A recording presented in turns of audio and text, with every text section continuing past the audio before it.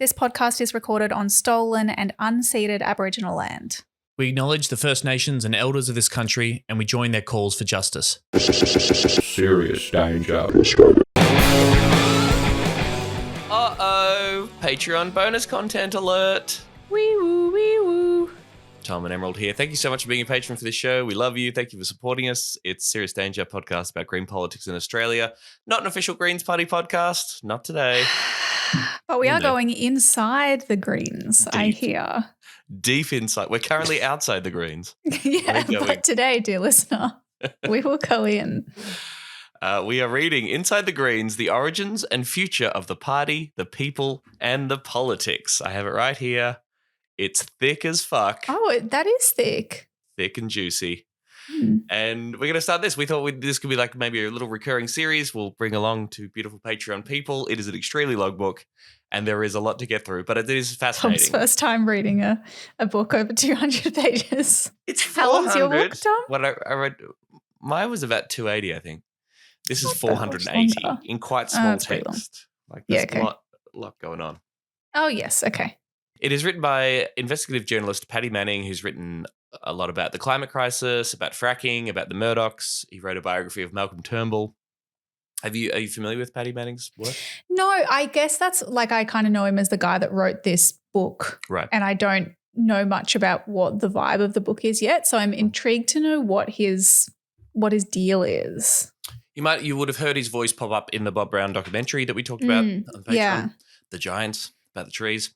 And sort of he has emerged, I think, as a pretty consistent, broadly sympathetic journalist who is looking at the role of the party, still applying criticisms every now and again. I believe around the Alex Batal scandal, he was sort of pretty involved in sourcing a lot of that and talking about what was going down in Victorian Greens as to how Alex Batal was kind of fucked over. Who does he normally write for? Like, does he write for any particular outlet? You'll find him in a lot of Schwartz Media, the monthly, broadly, centre-left to progressive kind of outlets. This is published by Black Ink. Mm-hmm. Yes, and I think it's, I don't know, it's good. I'm sure there are some things that are going to come up in which we agree with or disagree with, but broadly, a pretty well-respected journalist who doesn't think the Greens are crazy, who takes them seriously, and who's spent the time just to write 480 pages about the history is kind of cool, at least. I know that this book has some critics, and there's a website called Inside the Greens. Really? People like Lee Rhiannon, that they take issue with his representation of some of the moments of history. Interesting.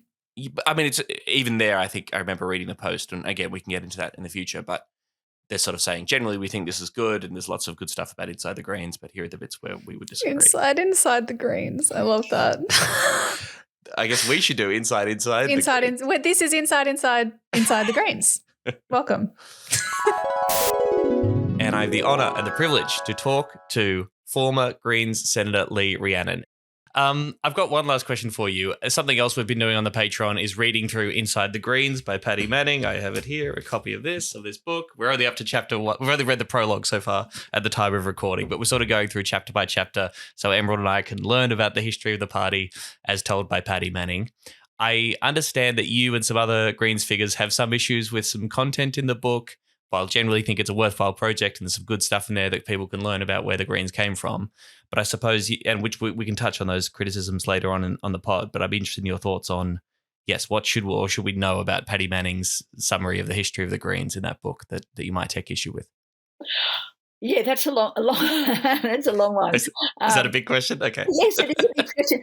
But I can answer it in part because there is a number of problems with what Paddy said. There's actually quite a few mistakes.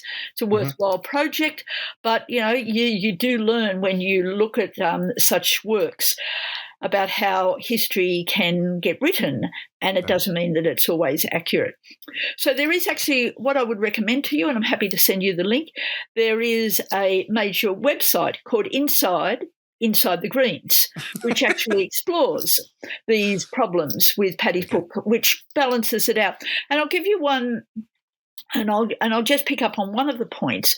Quite understandably, in your second last question, I think it was, when you were talking about, where it's gone within the Greens from sort of days dominated by the environment to, and I think you described it as a tension between watermelon Greens and Tory Greens. Now, I know that the tree Tories don't like that term, but I'm sure they understand why I've used it, shorthand. Sure.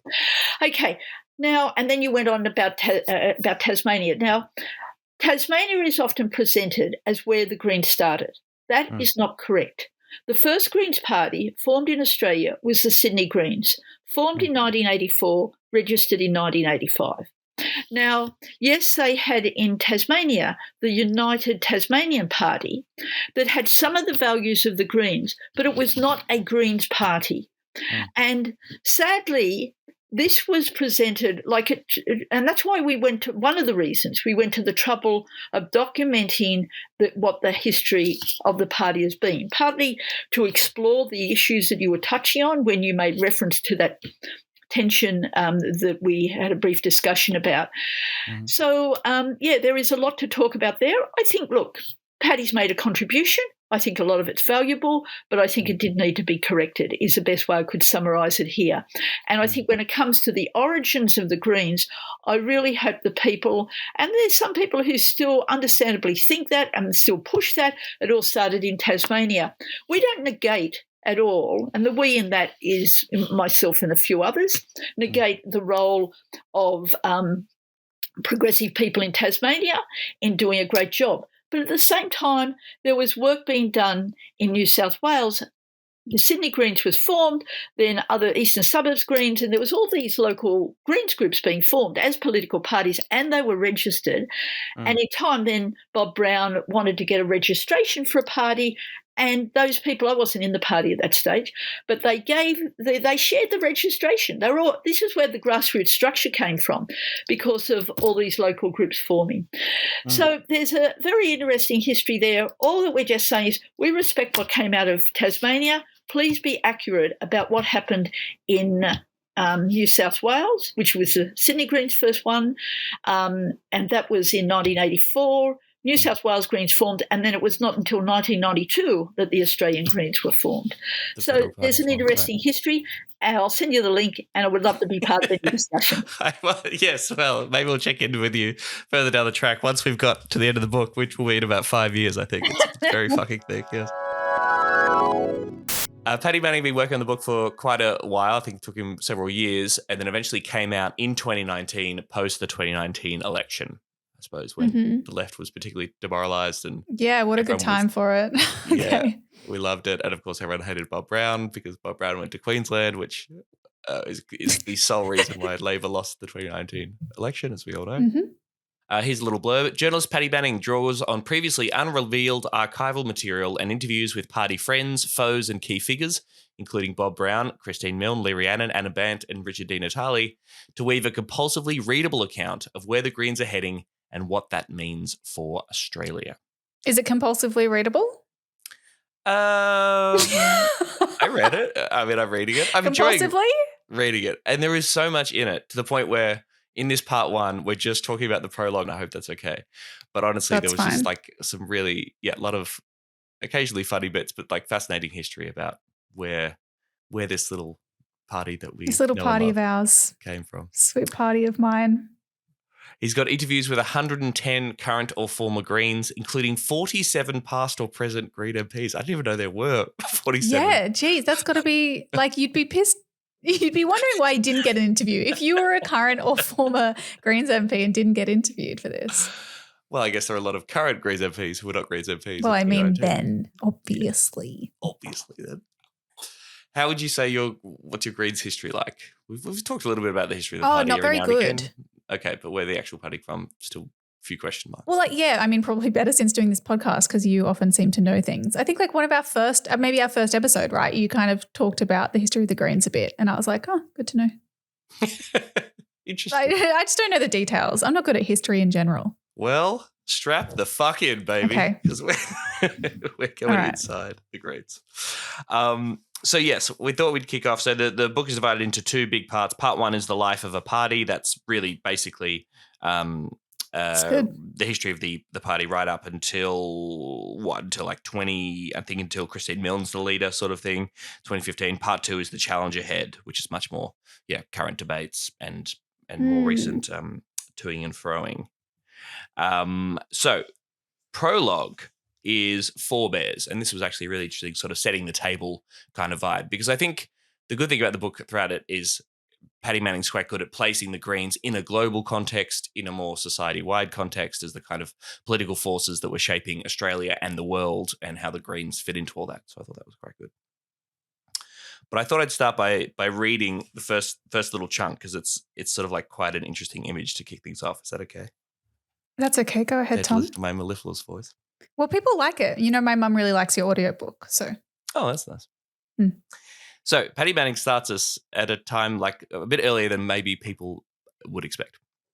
On a crisp Saturday morning in the spring of 1966, almost 1 million people lined the streets of Sydney to cheer the leader of the free world, Lyndon Baines Johnson, the first US president to visit Australia. The Prime Minister of the day, Harold Holt, had declared Australia would go all the way with LBJ, and now it was time for a show of loyalty, with tons of ticker tape, thousands of streamers and posters, and shop awnings decked out in pro-US banners. Ugh. The official slogan was, "Make Sydney gay for LBJ." What? That's funny. No, it wasn't. It was. 1966. I'm gay for LBJ. In 1966, gay still means happy. It's pretty good. That's so cute. Anger at the Vietnam War was rising, however, and over the previous 2 days, protests had erupted in Canberra and Melbourne, where a paint bomb had splattered the presidential limo. Now, as the motorcade headed down Anzac Parade towards the city, a hovering helicopter spotted protesters gathering at the University of New South Wales. The president's heavily armed Cadillac took a quick detour, hurtling down side streets at 80 kilometres per hour. As the motorcade came down Oxford Street, gay, and turned into Liverpool, protesters broke through the crowds and lay down on the roadway. The Liberal Premier of New South Wales, Bob Askin, travelling with Johnson, ordered, "Run the bastards over." Oh. I don't know how you would source that. Who would leak? I guess someone in the car might have leaked the fact that he said that. What a cunt. The protesters were dragged off by police, and the motorcade again abandoned the official route, bypassing the ticker tape welcome at Town Hall, missing the floral carpet and the flight of homing pigeons at Queen Square, and heading straight to the Art Gallery of New South Wales for state reception. Disappointed onlookers caught only a glimpse of the president at best. Among them was a shy, conservative medical student from the country, Bob Brown, then 22, who many years later recalled he was slightly irked by the fact that there were demonstrators who held up the cavalcade and then it went too fast so you couldn't see. Really? Aw. That's years later too. Like, you can be conservative at that time, but to look back and go, interesting that you would say that. He was conservative. At Hyde Park, 15,000 protesters, rallied by student leaders, many wearing black, headed off in pursuit of the president. Then 15-year-old schoolgirl Lee Brown, daughter of well-known communists Bill and Frida, Whoa. and later to become Senator Lee Rhiannon, remembered it vividly. That day was so exciting. I can tell it moment by moment. The LBG crowd were singing Yellow Rose of Texas and blasting it out through loudspeakers over all of us. And some of the wharfies had wire cutters and they cut the wires. Then after they passed, we all ran across to the art gallery. It was like we had taken over the city. She's so cool. So cool. At the gallery, things turned ugly. The protesters mixed with the LBG crowd. Punches were thrown. Mounted police were called in reinforcements and were pelted with black streamers and small stones. When a firecracker went off, the police, fearing a bomb, got heavy-handed. None of this would happen now, by the way, because all these people would have been arrested 3 weeks already before. And Yes, Biden had come to visit. When a firecracker went off, the police, fearing a bomb, got heavy-handed. All up, there were 13 arrests. Wild brawls and LBJ welcome, blamed the Daily Mirror, yada, yada, yada. To this day, Bob Brown wishes he could have made contact with the anti-war protesters. I would have learned a lot, he says. He's all right. The young Bob Brown and Lee Brown, no relation to each other, and on opposite sides of the fence in 1966, would indeed meet up almost 30 years later as members of a political party not yet imagined, the Greens. They would remain poles apart, nonetheless.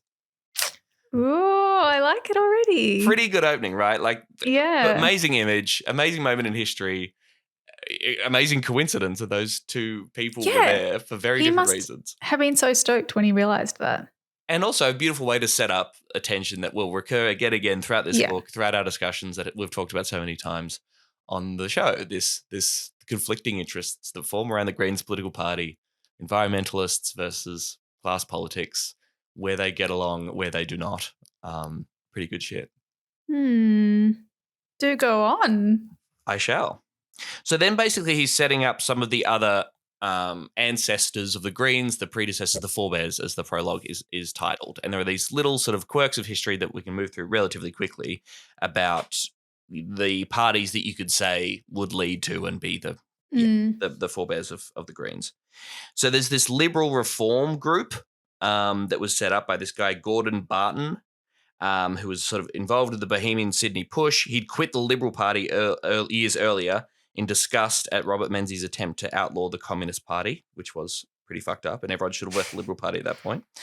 But basically he sets up the Liberal Reform Group, who are pretty focused on basically an anti-war protest, right? Like trying to make sure that Australia has an independent foreign policy when it comes to the Vietnam War. Wow, so you're telling me the Greens really have always just been the Liberals in disguise? I mean, look, in chapter 1, 2, we will see some primo tree Tories, the OG tree Tories. OG tree Tories. Still very good. Like the trees they're trying to save and the lakes they're trying to save are awesome. They were correct in that cause, and good luck to them. But the Tory part, not so good. Defo Tories, yes. And you and I love trees now after watching the Bob Brown documentary. We're tree stands, tree supremacist. So I guess also the Liberal Reform Group and these other early parties also just set up the idea that they're not a major party, right? So they're not the Liberal or Labor Party. They are a third force. The Democratic Labor Party, the sort of split group that had left the Labor Party over issues of communism in the 50s, I guess that was sort of a third force in Australian politics. Am I boring you? The one that Sorry for yawning. No, I was just going to say, one of the classic Senate paper ballot tricksters, the Democratic Labor Party, I think. You look at it and you're like, I like democracy and I like Labor. Maybe this is the good Labor Party. No, they're the bad. They're even worse. Very bad. Even worse, the other one. Yes. Yes. At one point, we're going to meet someone who was kicked out of the Labor Party for being too right-wing, if you can imagine. So that's quite exciting. But yes, a progressive element progressing the two-party system. You'll see the Liberal Reform Group. Then you've also got the Australia Party. Have you ever heard about the Australia Party? No. Go on.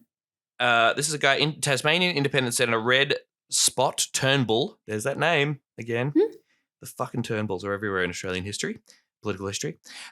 Decided after he had secret talks with the guy Barton to sign up as the parliamentary leader of what was renamed the Australia Party. So Liberal Reform Group becomes the Australia Party.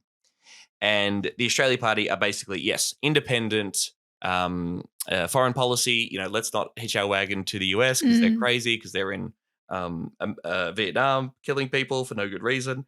And they wanted to give 1% of gross national product to foreign aid and to recognize China. They also had some interesting domestic policies too. So this is 1969. It's a 1969 federal election that are kicking around. Commonwealth takeover of education, government loans for university students, a needs-based schools funding policy that was sector blind. While the White Australia policy was already unravelling, the party wanted to end all racial and religious discrimination in migration law. Under the heading of civil liberties, there was support for decriminalisation of homosexuality, the legalisation of abortion, and cannabis law reform as well. Damn. 1969. 69, eh? Nice. National insurance and superannuation schemes, multi-member electorates, extending the franchise to 18-year-olds. I guess it went from 21 to 18 in the 70s. I think I read that. I didn't know that. There you go. Yeah, pretty wild. On the third last page was a rather staid conservation policy, which mourned the squandering of Australia's heritage and pointed out that our population was likely to double to 25 million by 2000. I don't know whether they were like, that's a bad thing and overpopulation is the enemy. That was certainly very hot in the early 70s. So like, the environment's good. We just got to stop having babies, or stop poor people from having babies, more specifically. The 5-point policy, a National Conservation Commission, more marine parks and anti-pollution legislation was better than the offerings of either side of politics. These guys sound pretty good. Australia Party's all right. I mean, you just immediately think about Clive Palmer, which is like a trigger. I just think, I wouldn't think Progressive Party, certainly. Not interesting. There was a massive oil spill, and there was a lot of concern about the Great Barrier Reef around this time as well. There was the Santa Barbara oil spill in California. So again, this increasing environmental awareness and a lot of people saying, hey, maybe we shouldn't kill everything, and maybe we should save the environment, and a little bit of collaboration with the union movement, right? ACTU President Bob Hawke put up a resolution at the ACTU imposing immediate and total ban on all mining and oil extraction on the Great Barrier Reef. So people saying, hey, save the reef. This is a growing movement as well. And you actually had members of the union movement saying, no, we're gonna block this. We're not gonna work on stuff that's gonna kill the Great Barrier Reef. So that's kind of interesting. This is an interesting character, John Coulter. Another key influence on the Australia Party's environment policy was a medical research scientist from Adelaide, John Coulter, much later a Democrat senator. Coulter was the secretary of the Progressive Town and Country Planning Association, which published an open letter in mid-1971 signed by nearly 800 scientists, technologists, and economists, warning that Western technological society was damaging the environment and reducing its capacity to support life. Coulter also talked about Spaceship Earth and pondered the experiment we were running by burning so much fossil fuel. So this is 1971. Okay. Yeah, shit. The "she'll be right, mate," boys mockingly say. You scientists can't even say whether the temperature of the world will go up or whether the CO2 rise will cause another ice age. But simple calculation shows that the consumption of known petroleum reserves over the next few decades will liberate an amount of CO2 equal to that now in the atmosphere, and the burning of the much larger reserves of coal in the next 2 centuries will generate 10 times the amount of CO2 in the atmosphere. While it's true we don't know what the effect this will have, it's equally true mankind is determined to find out, because he is continuing this unique experiment as quickly as possible. And now we know what it's doing. Well, do we? Yay, The look jury's at us still go. out. I don't know. The science is still a little So bit. true, yeah. We'll find out. It is. I mean, again, you've researched my book. Like in the 60s, Lyndon Johnson was handed as a report from his environmental group saying climate change bad. We got to stop doing this. This is a real issue. And they're like, noted. That's really. We're going to think about that for about 3 decades, and then we'll get back to you, maybe. And then this was a this was an interesting little quirk of Australian history. Trigger warning or a warning that we're going to hear a little racist slur coming up here. Oh, good. But I just think to get the full impact of what we're talking about here and just give you a sense of conservatives of the 70s, I might need to. Everyone get ready to screen record or clip this. Hey. Tom's voice. The growing pressure, the growing environmental pressure, that is, culminated in Liberal Prime Minister Billy McMahon appointing the first Minister for the Environment, Arts and Aboriginal Affairs in 1971, carved out from his own department. Nobody wanted the portfolio. The minister himself, Peter Howson, complained that he'd been given responsibility for trees, bungs and poofters. My favourite things.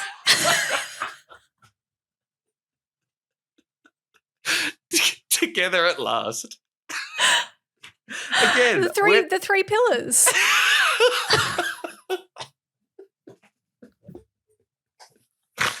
Oh, Australia, the best country in the world. Wow, when did you say that was? That's 1971. 70-something? It was a different time. Billy McMahon, I think, widely considered to be one of the worst prime ministers of all time, and clearly had a wonderful cabinet that he surrounded himself with. Yeah. Don't you think it's so funny whenever you hear about like ministers not wanting portfolios and like being given certain portfolios, like they're punished, like, oh God, I've got to look after the environment. Fuck. Yes, thank you. Yeah, I know, it's pretty funny. I remember David Mann from Refugee Legal once told me he saw Scott Morrison in Parliament just after he'd been moved out of immigration into social services or whatever. He was just super happy. He was just like so happy to be done with immigration. Yeah, you could do it's. Yes, there's been a recent cabinet reshuffle in Queensland, and you can tell like some ministers are just like, now we got to learn about fucking climate change. Yeah. Like every time they do their little statements, they're like, yep, this is me. This is my passion. Talk to Emerald Moon now. Jesus Christ. Fucking hell. All right, some good news. Once again, we reported on how awesome Rhiannon Nee Brown is, and guess what? Her parents are fucking awesome. So Paddy Manning places the rise of the environmental movement at the same time as the Communist Party of Australia is declining. Okay, obviously by this point, yes, the Cold War is in full swing, had a full effect, and also the Soviet Union is collapsing, not collapsing maybe in the 60s, but certainly things are going well. Things are, yeah. As one new political party was forming, another was disintegrating. On Labor's left flank, the long Cold War decline of the Communist Party of Australia was well underway. The Labor National Secretary, Laurie Ahrens, hoped to give the party mass appeal by renouncing ties to Russia and embracing Euro-communism. In a painful split in 1971, CPA stalwarts Bill and Frida Brown formed the breakaway Socialist Party of Australia with Russian support and stayed loyal to the Soviet Union to the end. Now, again, I don't know all the details there, but maybe the asterisk on this was interesting. Like, the Soviet Union is good until forever. Both had grown up in the Depression and, as Frida's biographer writes, believed they were living through the end of capitalism. Listen to Frida and how amazing she is. Frida had grown up in Erskineville and watched police violently evict the poor from inner city slums. Bill, an electrician by trade, had joined the army in 1943 and served in Borneo alongside left Labor luminary Jim Cairns, who described him as among the most honourable people he had ever met. Frida was a trailblazer, co-founding the New Housewives Association in 1946 until it was banned, and later the Union of Australian Women. From 1975 to 1990, Frida was president of the Berlin-based Women's International Democratic Federation, a role that vaulted her into global politics, and she worked alongside figures such as Indira Gandhi, Fidel Castro, and Mikhail Gorbachev. What? During her feminist activism, when the women's liberation movement took off in the early 1970s, Frida was wary, if not hostile. She believed the feminists had some good ideas, but they thought men were the enemy instead of the class structure. Queen! Frida stepped up her focus on working class women's issues, childcare, equal pay, rising prices, maternity allowances, and child endowment. Equal play, just as important, to be fair. Equal play and pay. They both stood for election on the CPA ticket. They tried to run. Frida ran in the state seat of Newtown in 1947. Decades later, the state with the highest Greens primary vote in the country, of course, represented by Jenny Leong, won 6.8% of first preferences. It's just imagine coming from a political family at all, and then also your parents are like internationally renowned amazing. Active communists. Yeah. You'd feel, but also surely, you'd feel a lot of pressure. Yes. And maybe you wanted to rebel by joining the Liberal Party or something. But no, Lee Rhiannon has not chosen that path. She's become awesome. Thank God. Yes. Yeah. And then, so the last little moment in the prologue here is talking about the Green Bands movement, pioneered by Jack Mundy, grew out of the militant industrial milieu. So, of course, yes, a lot of union militancy in the 1970s. It's the height of working class power in Australia's history. And from that, you get little Jack Mundy. Born in Queensland, moves to Sydney, becomes a labourer, and eventually joins the BLF. And there's some pretty cool shit here going on. That's the Builders Labourers Federation. The BLF in New South Wales was run by a corrupt clique, and after a tense union meeting in 1961, the rank-and-file team of Mundy and Bob Pringle, great name, were elected secretary and president of the BLF. They turned the union militant, and in a landmark 1970 strike, brought the city's building industry to a standstill for 5 weeks, declaring site after site to be black banned. The BLF used vigilantes to enforce its bans, shutting down sites to take on employers who would try to use scab labour. Sometimes scuffles broke out and property was damaged, and the BLF was accused of resorting to violence, although they denied it, with its vigilantes dubbed Mundy's Marauders in the conservative Mundy's press. Marauders. That's very cool. That's good. That's a cool band I want name. Moon's Marauders. Well, Marauder is already a band, but yes. Okay. It was these controversial, intimidating tactics and the solidarity and pride generated among workers that gave the bloody BLs their power. As Mundy explained much later, looking back, I can see that unless we had won this struggle, particularly for better conditions, and if we hadn't encouraged the rank and file to take a greater interest in control of the union, we would not have gone on ahead to blaze trails in other social and ecological areas later on. Rest in power, Jack Mundy. So fucking cool. He will pop up again in chapter 1. The workers were fiercely loyal to Mundy, Pringle and Owens, who cut their own wages as union officials to the same level as that of the labourers and took no pay at all, like the workers, when a strike was on. Good. As union leaders, they were thoroughly, indeed radically democratic. Again, there was Mick Lynch was being interviewed in the UK at the moment. I think we've talked about Mick Lynch, the rail union boss in the UK, all this strike action that's going on. And they always, there's just these constant attempts to portray him as a union fat cat, a union boss, and like, how much money are you paid? And he's interviewed, he says, my pay is democratically decided. I donate I get no pay. I donate all my fee on any kind of strike days. All the money goes back into the union. They just, they can't. Hell yeah. Workers were empowered to call a unions. strike themselves, whether or not a union organizer was present. Most significantly, Mundy did not believe in entrenched union leadership. Indeed, positions should be rotated through limited tenure for all office holders to stop the leaders losing touch with workers, hobnobbing with bosses, and going soft or getting bored off.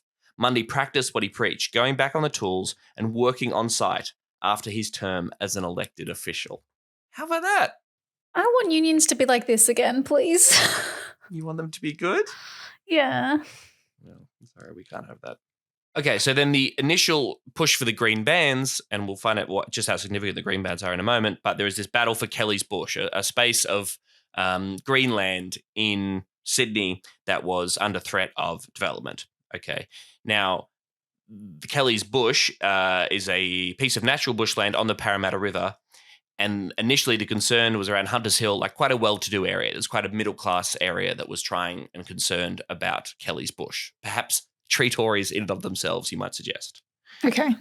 But initially, the people who were fighting for Kelly's Bush, they come to the union and ask them, would you consider being involved and joining us in the fight to save Kelly's Bush, this area, from development? The battlers for Kelly's Bush, that was the organisation that got together to try and save Kelly's Bush, wound up contacting the BLF, which issued a statement that as workers had raised the buildings, we had a right to express an opinion on social questions relating to the building industry. Mundy, who affectionately described the battlers as upper middle class morning tea matrons, wrote this, slammed. They came to us and said that the time had come for us to put our theory into practice. Our executive met shortly after their visit. This was an issue that divided them. Some were rather blunt. Why should we save the bushland for these middle-class shits? Others said, well, almost certainly we haven't got any building labourers living in Hunters Hill. Why should it be our concern?